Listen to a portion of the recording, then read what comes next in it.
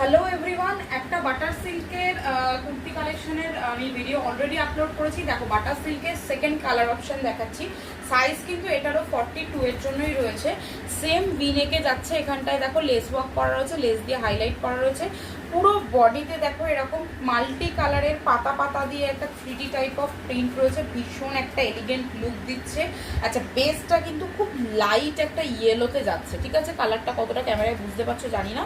স্লিভলেসে রয়েছে, ভেতরে কিন্তু শর্ট স্লিভস দেওয়া রয়েছে। তোমরা যারা মানে উইদাউট স্লিভস পরতে চাইছো না, তারা কিন্তু স্লিভসটা লাগিয়ে নিতে পারো, ঠিক আছে? আমি একটু দূর থেকে লুকটা দেখাই।